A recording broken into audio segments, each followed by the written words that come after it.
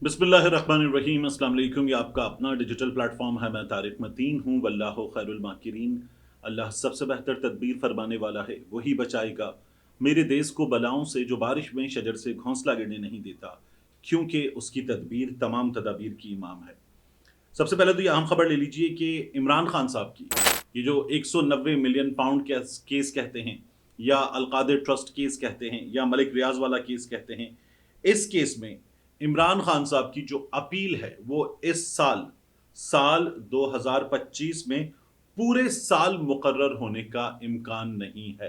पूरे साल यानी हम जब इस वक्त बात कर रहे हैं तो यकुम मई, यहां से 8 महीने इस साल के पूरे बाकी हैं, और फैसला आने के बाद दरखास्तें दे दी गई, तो फिर ये कुछ 10 महीने की हम बात कर रहे हैं। ये इस बरस मुकर्रर होने का इम्कान है ही नहीं। क्यों? क्योंकि इस्लामाबाद हाईकोर्ट के रजिस्ट्रार ऑफिस ने कायम मकाम चीफ जस्टिस सरफराज डोगर साहब को उनकी हिदायत पर रिपोर्ट जमा करा दी है। एक लिस्ट है कि कितनी अपीलें हैं, क्या कुछ मौजूद है, तो उस लिस्ट के मुताबिक उनका ये कहना है कि ये नहीं हो सकता।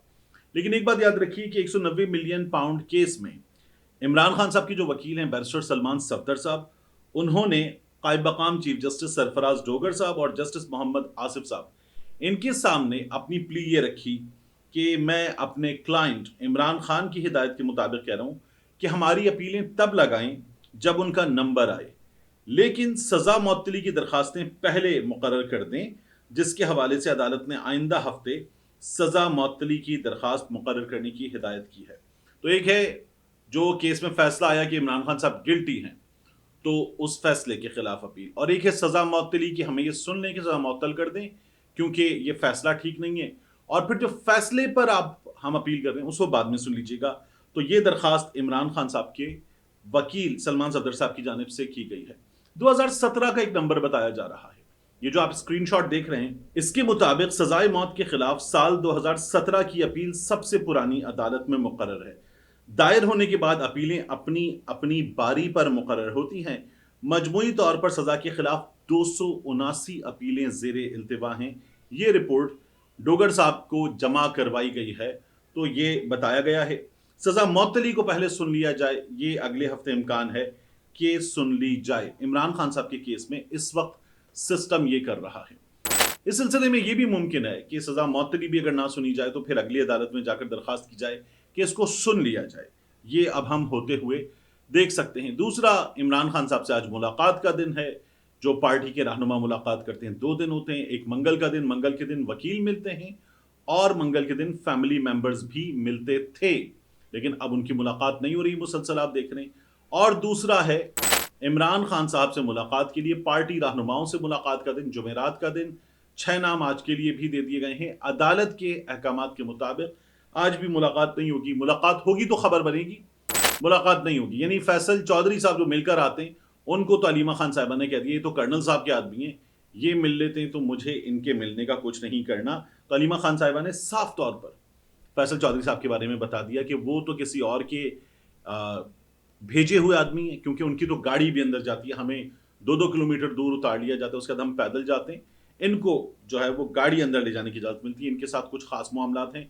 खबर ये भी है, इसकी तस्दीक नहीं होती, कि इमरान खान साहब ने फैसल चौधरी साहब से ये कहा है कि तुम क्यों आ जाते हो, तुम्हें कौन आने देता है, ये कैसे होता है। और फैसल चौधरी साहब कहते हैं कि देखें, जब तक मैं ये तमाम चीज़ें देख रहा था तब तक इमरान खान साहब की बहनों की भी मुलाकात हो रही थी। तो वो अपने आप को ये क्रेडिट देते हैं कि मेरी मौजूदगी में चीज़ें बहुत बेहतर थी। अब यहाँ मैं आपसे एक और चीज़ अर्ज करूँ।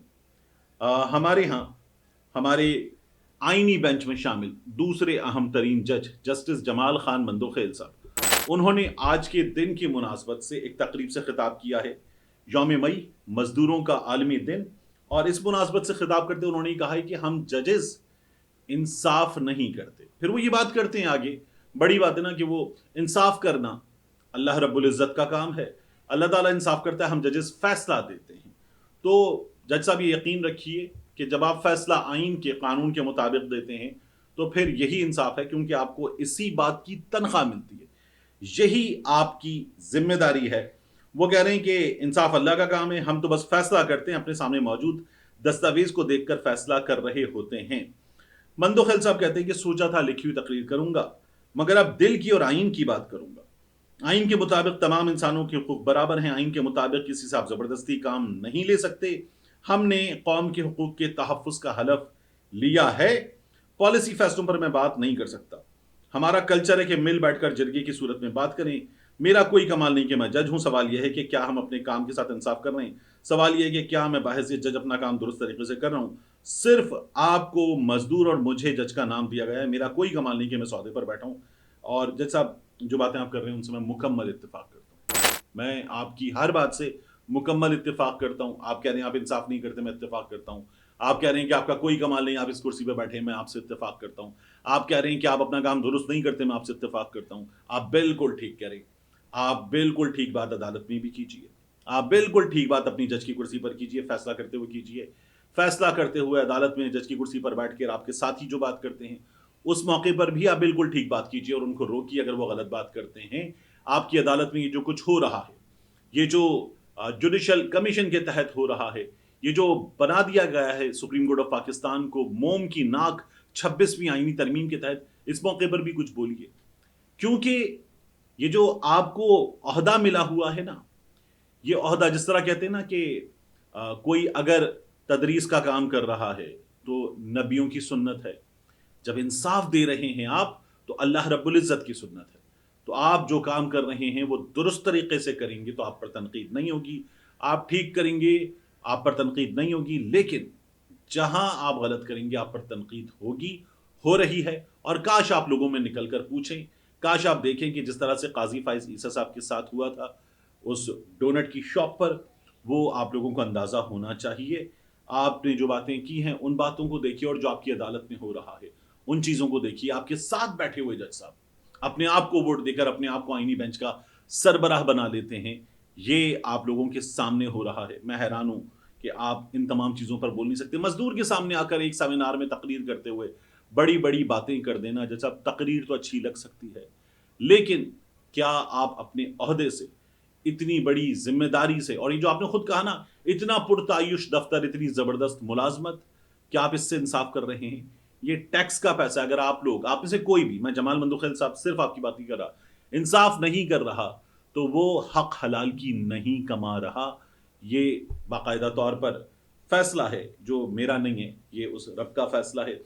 इसके बाद मुझे बात करनी है जो DGISPR साहब ने प्रेस कॉन्फ्रेंस की और उनके साथ इसहाक डार साहब मौजूद थे। उस मौके पर DGISPR साहब ने कहा कि इंडिया में वो ट्विटर अकाउंट बंद कर दिए जाते हैं जहां सच बोला जाता है। और उन्होंने ये कहा कि पाकिस्तान के कैदियों को भारत की जेलों में कैद रखा जाता है, उन पर तशद्दुद किया जाता है, उनसे बजरिया तशद्दुद बयान लिए जाते हैं। DGISPR साहब ने यह भी कहा कि लोग घरों से उठा लिए जाते हैं और उन्होंने लोगों के लापता होने की भी बात की। ये तमाम बातें DGISPR साहब ने की।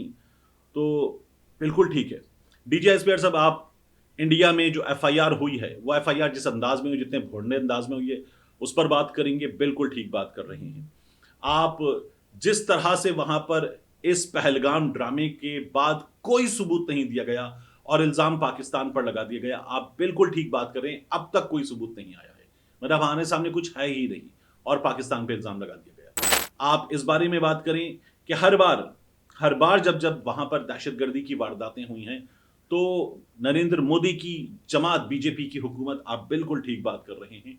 वहां पर इस वक्त भी जो किया गया है मुसलमानों के साथ, कश्मीरियों के साथ, वहां पर जो किया गया है भारत की जानिब से पाकिस्तानियों के साथ जो वहां इलाज के या दीगर चीज़ों के सिलसिले में मौजूद थे, आप बिल्कुल ठीक बात कर रहे हैं।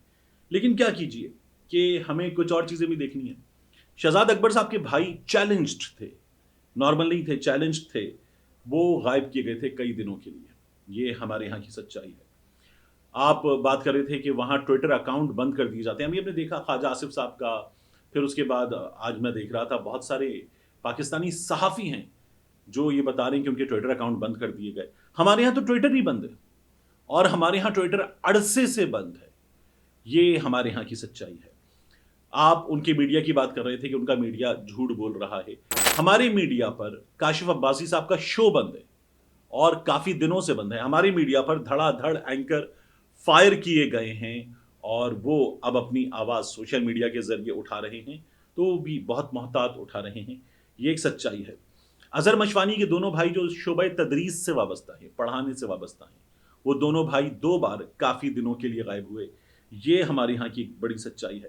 عمران ریاض خان کوئی 4.5 مہینے غائب رہا۔ شاکر آوان لاہور سے صحافی نوکری سے بھی گیا اور اس کے بعد گھر سے اٹھایا گیا، ٹویٹر لائیو اسپیس میں موجود تھا۔ یہ ہمارے ہاں کی ایک سچائی ہے۔ پھر اس کے بعد آپ دیکھیے زعیم لغاری، جس نے یہ بتایا تھا کہ مریم نواز شریف نے یہ جو گرین سڑک بنا دی موٹر سائیکلوں کے لیے، اس میں مبینہ طور پر کیا کرپشن ہوئی ہے، وہ اپنے گھر سے غائب رہا اور کافی دنوں کے لیے غائب رہا۔ کسی کو کوئی فرق نہیں پڑا۔ اولیاء مقبول جان صاحب گرفتار بھی ہوئے، غائب بھی ہوئے۔ ارشد شریف صاحب کا ہمارے ہاں واقعہ ہو گیا۔ اور ہمارے ہاں ہمارے ملک کی بیوروکریسی میں سب سے سینئر لاٹ میں موجود ایک شخص لیاقت چٹھا نام کا، جس نے الیکشن میں فراڈ کی کہانی، مبینہ کہانی بیان کر دی، وہ لیاقت چٹھا غائب ہے۔ جس دن اس نے یہ کہانی بیان کی اس دن سے آج تک وہ غائب ہے۔ یہ ہمارے اس نظام کی سچائیاں ہیں اور ہم ان سچائیوں سے منہ نہیں موڑ سکتے۔ جو انڈیا نے غلط کیا ہے وہ غلط کیا ہے۔ جو ہمارے ہاں ہو رہا ہے اس پر بھی ہمیں بات کرنی ہے، بات کرنی چاہیے۔ تو یہ ہمارے ہاں کی حقیقتیں ہیں، ان کا پتہ کروائیے۔ یہ کسی خفیہ ادارے کی طرف سے ہو رہا ہے تو اس کو روکا جائے، یہ پولیس اور حکومت کر رہی ہے تو اس کو روکا جائے، یہ کون کر رہا ہے اس کا پتہ چلایا جائے، اور پتہ چلانے کے بعد ہمیں بتایا جائے۔ ہم انڈیا کے ہر غلط کو غلط کہتے ہیں، کہتے تھے، کہتے رہیں گے۔ یہاں بھی ہمیں سوال کرنے کا حق ملنا چاہیے۔ ملتے ہیں انشاءاللہ آپ سے اگلی ویڈیو۔